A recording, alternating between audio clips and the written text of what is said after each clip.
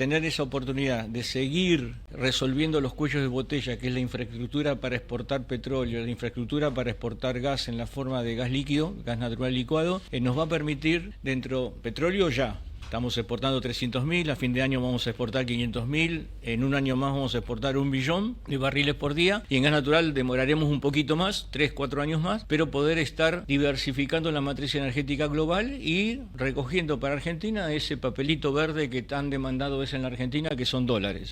Ex ministro de Energía de la Nación y ex presidente de Shell Argentina. Hola Juan José, gracias por venir. Buen día, muchas gracias. Un gusto y un honor que estés en Ahora Energía. Gracias, Florencia. ¿Qué estás viendo de todo esto? Arranco por la guerra en Medio Oriente.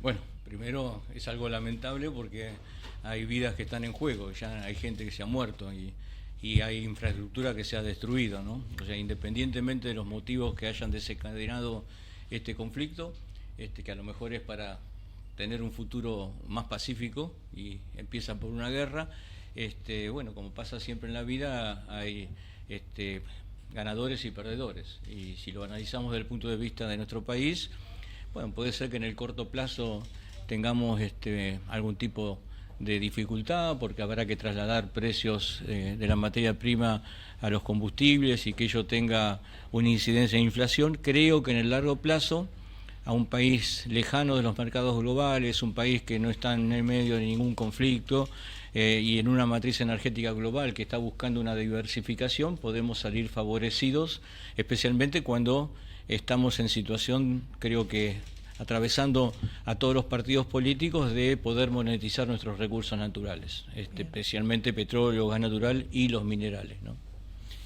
Se habla mucho, Juan, en estos momentos.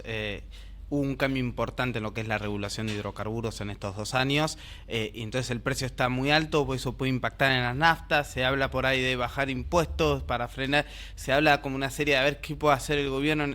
¿Qué es lo que pensás de esta situación? Pienso lo mismo que pensaba cuando me tocó ser responsable de esto. Cumplir con la ley. Primero es cumplir con la ley. Si alguien quiere cambiar algo, tiene que hacerlo a partir de modificar algún tipo de marco regulatorio, y deseablemente sea por ley, ¿no? Que se haya sido discutido, aunque haya sido la escribanía de algún momento del Congreso, pero es bueno que esto sea debatido. Cometer errores que hemos cometido en el pasado, de responder a una situación de emergencia como es esta, con una emergencia prolongada como fue el caso de Argentina, o desconocer marcos regulatorios, no es bueno.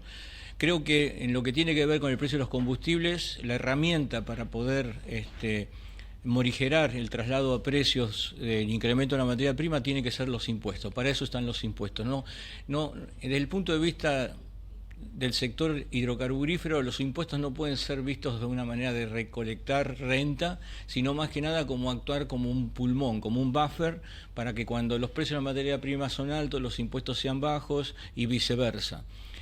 Cometer errores que hemos cometido todos, incluido el que habla en el pasado de construir un barril criollo, por ejemplo, sería deseable que no ocurra. Obviamente dependerá cuál es la prolongación de esta guerra, pero me gustaría quedarme más con la parte positiva. Argentina prácticamente hoy, Vaca Muerta atraviesa a los distintos gobiernos, más por necesidad que por virtud, porque si no tuviéramos Vaca Muerta, que hoy es el 70% del petróleo y gas que produce la Argentina, estaríamos muertos realmente, porque tenemos que estar importando a lo pavo, o sea, mucha cantidad de recursos energéticos. Por lo tanto, tener esa oportunidad de seguir resolviendo los cuellos de botella, que es la infraestructura para exportar petróleo, la infraestructura para exportar gas en la forma de gas líquido, gas natural licuado, nos va a permitir petróleo ya. Estamos exportando 300.000, a fin de año vamos a exportar 500.000, en un año más vamos a exportar 1 billón de barriles por día, y en gas natural demoraremos un poquito más, 3, 4 años más, pero poder estar diversificando la matriz energética global y recogiendo para Argentina ese papelito verde que tan demandado es en la Argentina, que son dólares. O sea que creo que esta situación hace, así como Europa, cuando se produjo la invasión de Rusia en Ucrania, se dio cuenta que tenía muchos huevos en una misma canasta, que era el gas ruso, 40%, y luego tuvo que diversificar sus proveedores. Acá está pasando algo lo mismo. Por razones geográficas, un pequeño estrecho de 40 kilómetros de ancho está provocando que alguien diga, bueno, ¿y si diversifico? Y ya hemos visto el primer ejemplo, antes de que esto ocurriera. Una compañía argentina como es Southern Energy firma un contrato de 15 años, largo plazo, el primero en la historia argentina, para proveerle gas natural licuado a CEFE, una compañía alemana. Por lo tanto, creo que de esto va a haber más y Argentina tiene que aprovechar esta circunstancia. Tiraste ahí unas proyecciones que las quiero volver a repetir porque realmente me sorprendieron. Hoy dijiste estamos exportando 300.000 barriles día. Argentina terminó diciembre produciendo 870.000, demanda en el mercado interno 570.000 para su refinería. El mercado interno está abastecido. Sí, además no tenemos más capacidad, no es solamente que esté abastecido, sino al contrario, todavía estamos importando algún poco de gasoil de bajo azufre y algunas naftas de alto octano, pero no tenemos más capacidad para procesar petróleo crudo en Argentina, por lo tanto es 570.000. El resto se exporta. Sí. A fin de año se hace la primera etapa del gasoducto VEMOS, del Vaca Muerta Oil Sur, que eso va a agregar 180.000, 200.000, y la segunda etapa viene hacia fin del 27, que van a ser otros 300.000, ¿no? Es decir, en un año podríamos estar exportando 1 millón de barriles como por orden día. de magnitud, a un petróleo... Es muy impresionante la proyección. Es muy impresionante. Como orden de magnitud, a un petróleo de $60 el barril, no estoy hablando ni de 100 ni de 40, $60 el barril. Cada 100.000 barriles por día que podemos exportar son 2.500 millones de dólares de facturación por año. O sea, 2.500 por 1 millón, o sea, 10 veces 100, estamos hablando de 25.000 millones de dólares de exportación, cuando hoy Argentina está exportando 13.000. Una pampa húmeda casi. Sí, va a serlo. O sea, del futuro, 2/3 va a venir por exportación de petróleo, 1/3 por exportación de gas natural licuado, nada más que va a llegar 4 años más tarde porque tiene más tiempo y además los contratos de largo plazo duran más, tienen más tiempo de elaboración, ¿no? El petróleo es más fácil porque son cargamentos más chicos, está más comoditizado el petróleo que lo que está el gas natural licuado. Claro, es decir, todo esto va a pasar y hasta decías lo estás calculando con un barril de $60, que eran las previsiones al principio de este año, que ya se elevaron, incluso aunque la guerra termine mañana, ya nadie piensa que el barril se va a ir a 60. Igual digo, un petróleo arriba de 60, un petróleo en 70, 80, aunque tenga problemas en el mercado interno de traslado a precios, también es importante porque le permite a las empresas tener un flujo libre de caja superior que la hace menos dependiente del crédito. Uno de los problemas más importantes que tiene Argentina hoy, o cualquier obra de infraestructura, es el costo del capital. Y Argentina, con un riesgo país de 600 puntos, le agrega a la tasa americana de 3,5, le agrega 6 puntos más y uno está, de alguna manera, vendiendo productos para pagar la financiación. Por lo tanto, si esto se revierte y Argentina puede bajar su riesgo país a niveles razonables, que lo tienen países de la región, de 300 puntos, 250 puntos, tendríamos una mejor forma de acceder a esos mercados internacionales invirtiendo no poca cantidad de dinero. El proyecto LNG solo requiere, los dos, el de Southern Energy y el de Argentina en el LNG de YPF, del orden de 35.000 millones de dólares. De inversiones. Es 15.000 en infraestructura o 20.000, después hay también 10.000 para desarrollo del upstream, por lo tanto, hay que apostar al país, aportar, y por eso lo que hace el RIGI, de alguna manera, es adelantar un país normal para los inversores que hoy deciden hundir capital en un proyecto de largo plazo como es el del oil and gas. Claro, pero todas estas proyecciones de exportaciones, de inversiones, ¿todo eso va a pasar indefectiblemente a lo largo de los años o falta algo? No sé, me decís, falta infraestructura, falta esto.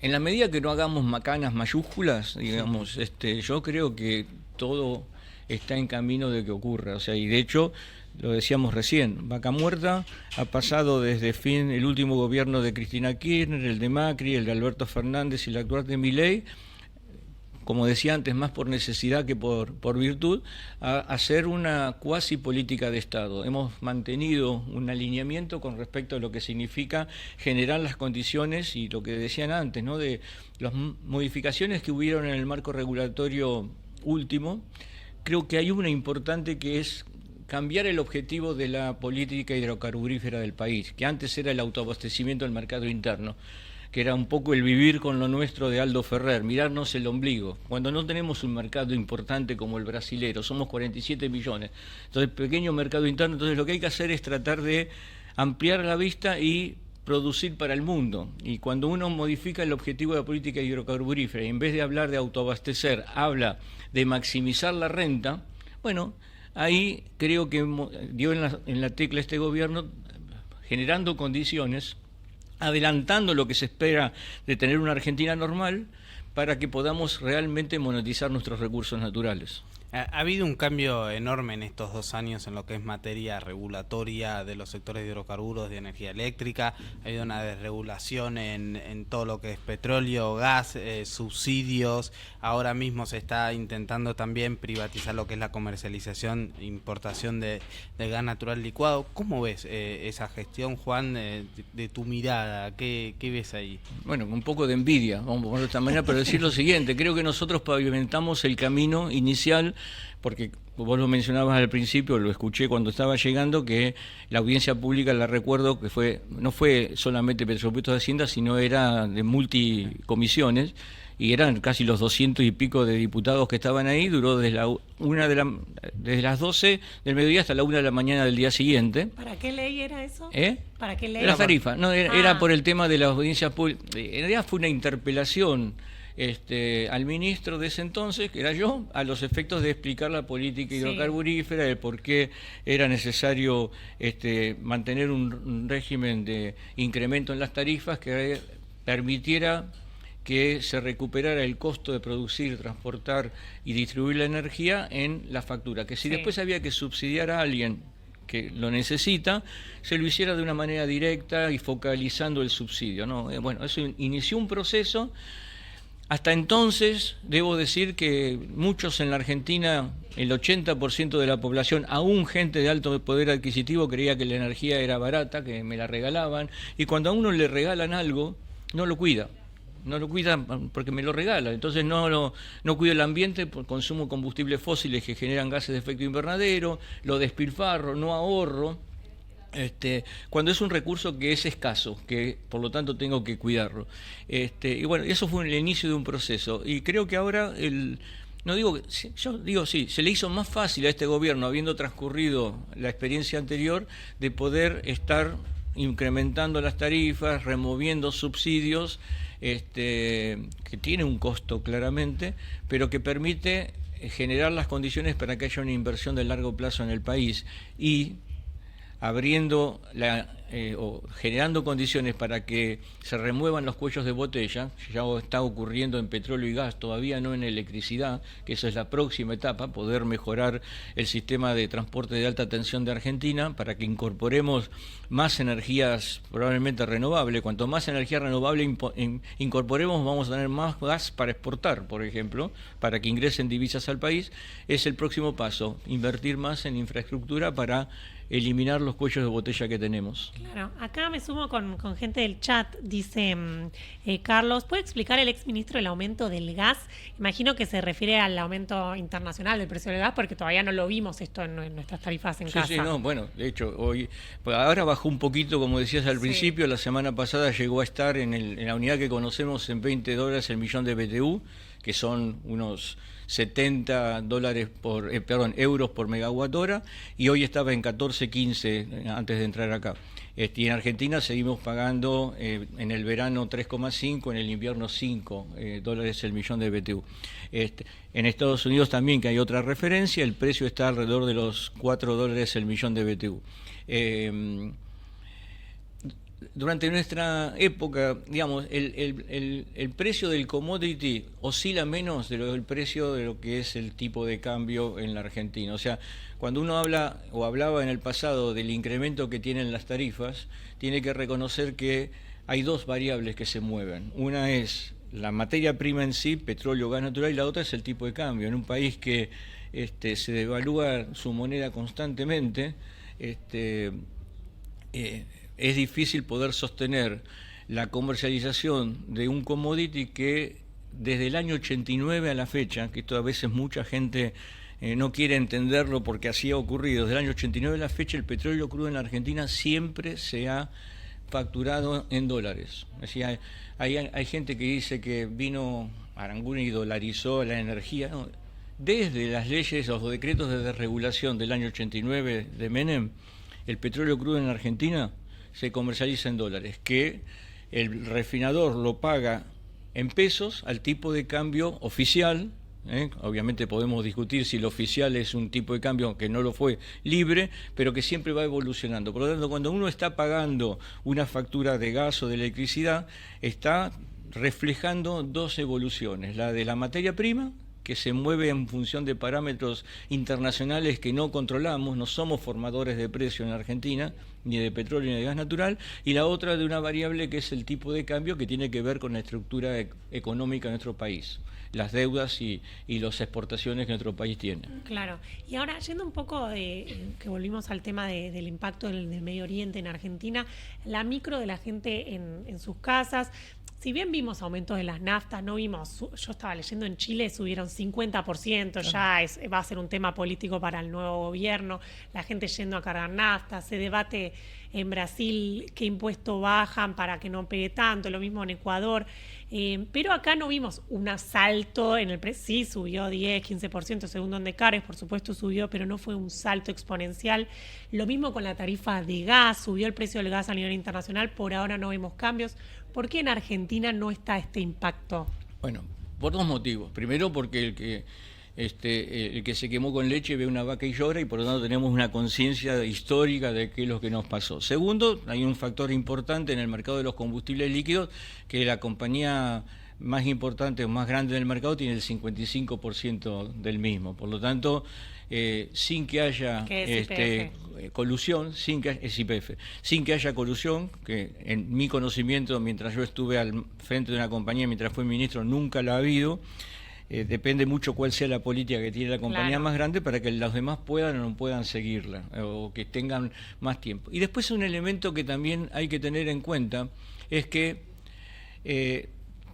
el principal tema a tener en cuenta en estas circunstancias es la duración de este conflicto, porque así como hay un momento en que los precios suben porque el conflicto se desata, después hay otro momento en que los precios bajan porque el conflicto se desarma.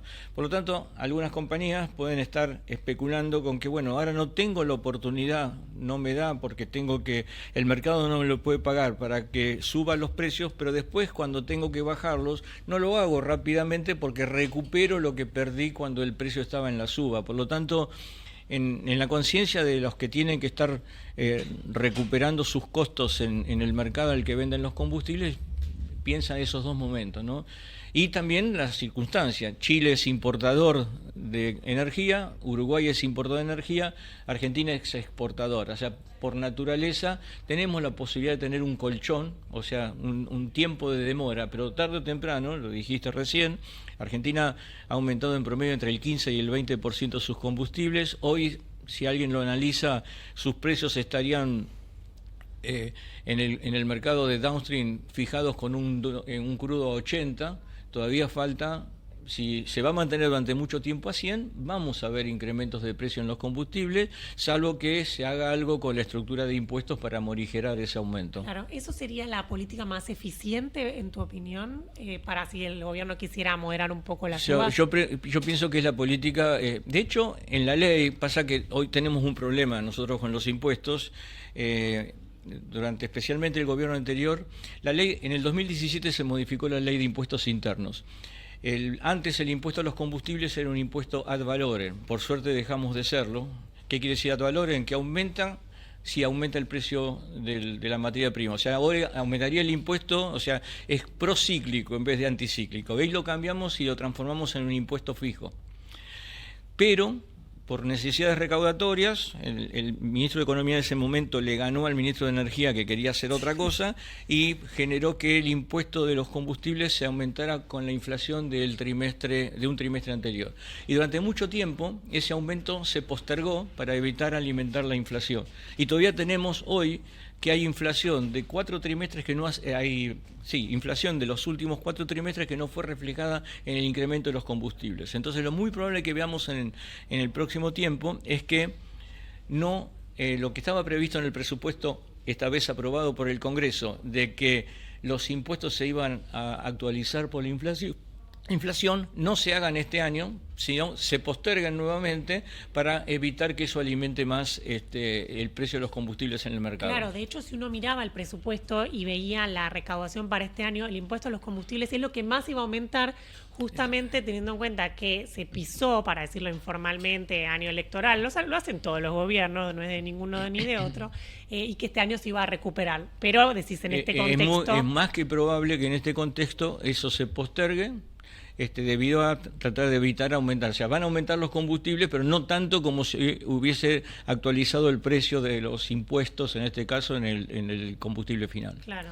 En este camino de desregulación que ha llevado el gobierno de Javier Milei, Juan, ¿qué crees que falta todavía? ¿Qué temas crees que todavía hace falta trabajar? ¿En cuáles crees que todavía se puede avanzar Creo que mencionaba antes, un poco, hoy está...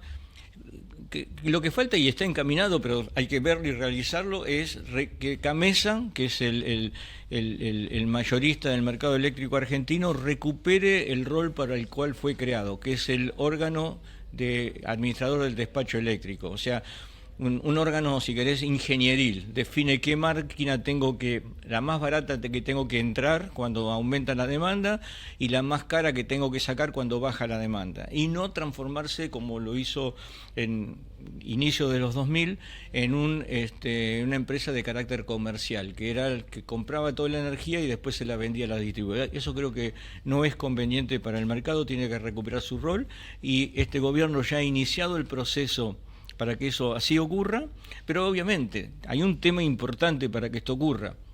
Para que generadores de energía se pongan de acuerdo con distribuidores de energía a que le compren la energía que ellos produjeron, necesitan que estos últimos sean sujetos de crédito, o sea que tengan espaldas para poder pagar una factura y tener respaldo en el caso que tengan algún tipo de problema. En la Argentina actual todavía muchas distribuidoras no son sujetos de crédito por la situación financiera que vive el país, y de hecho ha provocado algún cimbronazo que alguna empresa ha quebrado. Creo que a medida que el país se vaya normalizando, eso va a ocurrir.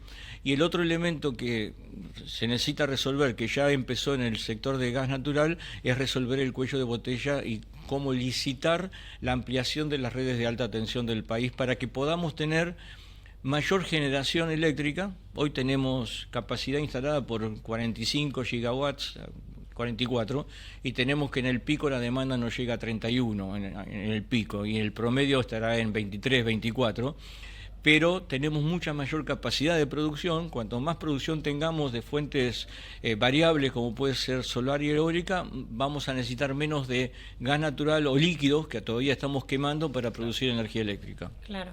Y ahí, una medida de corto plazo es lo que tiene que ver con la privatización, entre comillas, del gas natural licuado, que antes lo hacía la empresa estatal Enarsa, el gobierno quiere que pase un privado. ¿Tu expectativa es que eso pase este año? Bueno, va a depender de lo que ocurra. Va a ser muy difícil que si no yo creo que va a ocurrir con Camesa dándole garantía al privado de que si no puede trasladar el precio a la distribución, alguien se lo va a pagar. O sea, claramente la intención del gobierno es muy buena. Claro, está bien el camino. Prácticamente puede llegar a ser el último. Este año, en función de las proyecciones que uno puede hacer de oferta y demanda, necesitaríamos unos 20 cargamentos de LNG.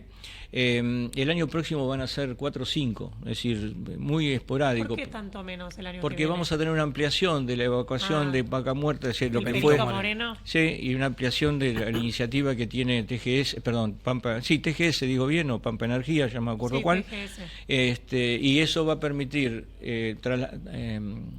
una repotenciación del mismo Perito Moreno para evacuar más productos hacia la zona del Gran Buenos Aires, etcétera. Por lo tanto, vamos a necesitar menos cargamentos y obviamente a lo mejor el año próximo va a ser más fácil generar que haya un privado que tome a su cargo la comercialización del gas natural licuado. Pero bueno, esto es una cuestión simplemente táctica, pero no de estrategia. La estrategia de volcar al sector el riesgo de tomar un precio alto y luego volcarlo, es bueno que lo tomen los privados en lugar del público, como estamos acostumbrados.